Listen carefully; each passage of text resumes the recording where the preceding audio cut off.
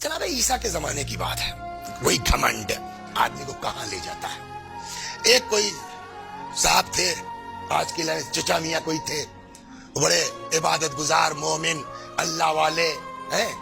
وہ اپنے عبادت خانے کے سامنے, گھر کے سامنے دروازے پر مثلا کہیں بھی بیٹھے ہوئے تھے. اتنے میں انہوں نے ایک لڑکے کو جاتے ہوئے دیکھا, ان کی طرح کا کوئی اپنا لڑکا جاتے ہوئے دیکھا, وہ اپنا چلا جا رہا ہے. وہ کچھ جو ہے وہ گناہ میں مشہور تھا یا کیا تھا, بہرحال یہ چچا میاں اس لڑکے کو بہت اچھی نظر سے نہیں دیکھتے تھے. یہ سب سے بڑی مصیبت ہے جو ہمارے عمل کو تباہ کرنے والی ہے.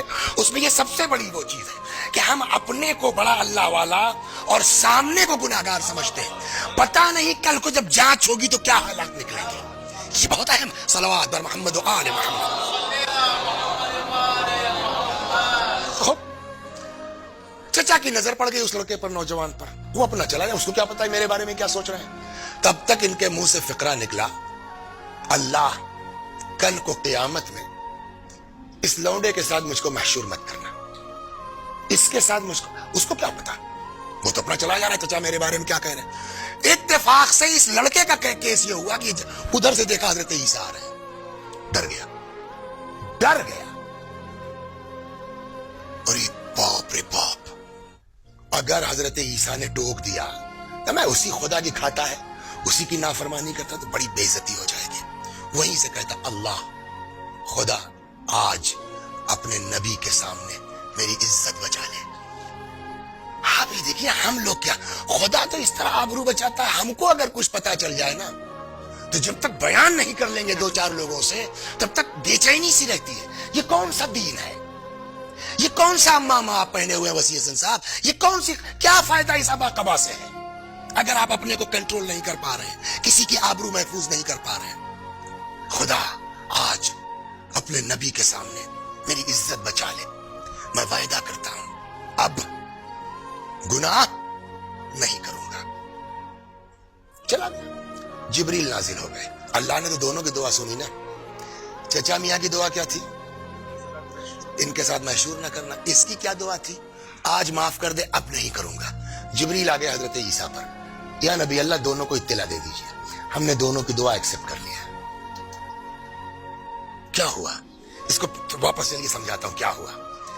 روایت کہتی ہے کہ التائب من الذنب کمن لا ذنب لہ, گناہوں سے توبہ کرنے والا جسٹ لائک اس نے گناہ کیا ہی نہیں ہے. ایک دوسری روایت میں ہے ان اللہ, صرف معاف نہیں کرتا خدا, ان اللہ یحب الشاب التائب, اللہ توبہ کرنے والے جوانوں سے محبت کرتا ہے. نہیں ہے کہ صرف معاف کرتا ہے بلکہ محبت کرتا ہے.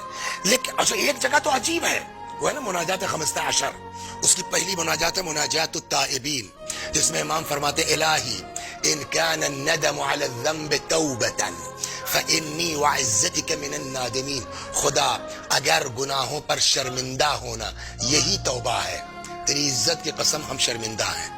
تو کیا مطلب ہوا, توبہ کر لو معاف کر دے گا, شرمندہ ہو جاؤ معاف کر دے گا.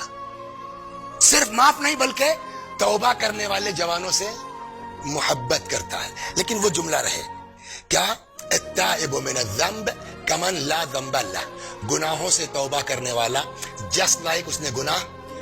اس جوان نے کیا دعا کی تھی, پالنے والے آج معاف کر دے اب نہیں کروں گا.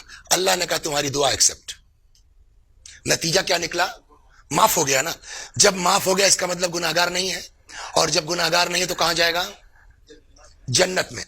مولانا صاحب کی دعا کیا تھی, جہاں یہ رہے وہاں نہ رکھنا مجھ کو. اب سمجھے کیا ہوا, مطلب وہ اپنے گھمنڈ کی بنیاد پر جہنمی ہو گئے, یہ اپنے شرمندگی کی بنیاد پر بہشتی ہو گیا. صلوات بر محمد و آل محمد. ایسا کریم خدا, ایسا کریم اللہ. لہذا سب سے اہم چیز جو ہمارے لیے ہے, میں آپ بزرگ ہیں, آپ لوگوں سے تو گستاخی نہیں کر سکتا ہوں, لیکن ہم لوگ یا ہم جیسے یا ہم سے چھوٹے بچے, یہ چیز ہم لوگوں کو بہت زیادہ اس پر توجہ کرنی چاہیے کہ خبردار کبھی بھی اپنے عمل پر گھمنڈ نہ کریں.